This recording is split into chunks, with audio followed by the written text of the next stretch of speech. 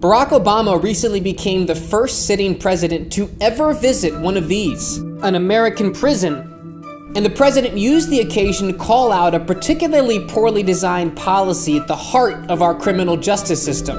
A primary driver of this mass incarceration phenomenon is our drug laws, our mandatory minimum sentencing around drug laws.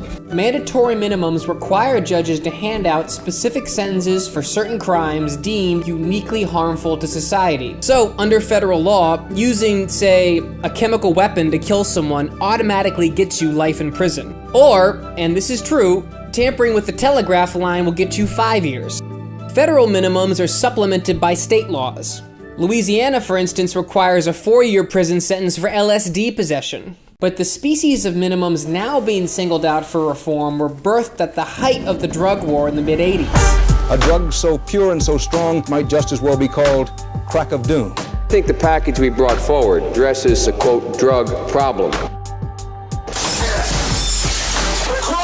In 1986, Congress passed a sprawling criminal justice bill, a central feature of which was a mandatory sentencing disparity punishing crack violations much more harshly than those for powder cocaine. You can have 500 grams of powder and still get probation.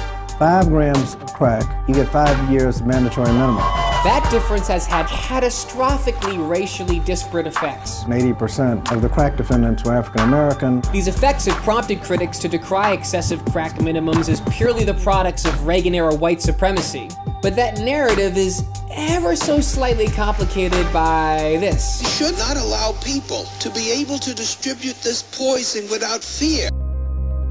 Congressman Rangel, along with much of the black political leadership, was a key advocate for erecting these laws in the first place. They should be caged like wild animals because that's what they are. We are not going to be put back into slavery by our own people. This minimum sentencing regime has proven to be a grotesque case study in unintended consequences. There are thousands of stories just like this. Weldon Angelos was a 22-year-old aspiring music producer and father of 2 young boys.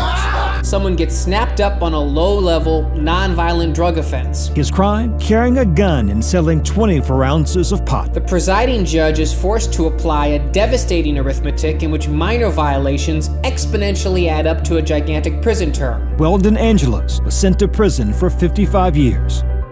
I think that wasn't the right thing to do, and the system forced me to do it. That a 55-year sentence is not going to do anything more than a 5 or 10-year sentence would have done, except destroy my entire life.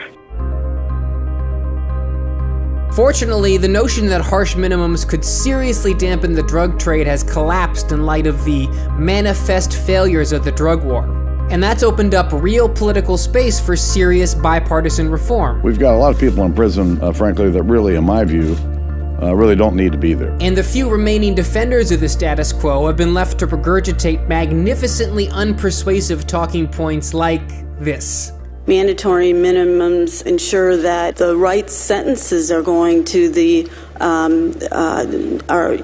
equate to the level of violator that we are going after.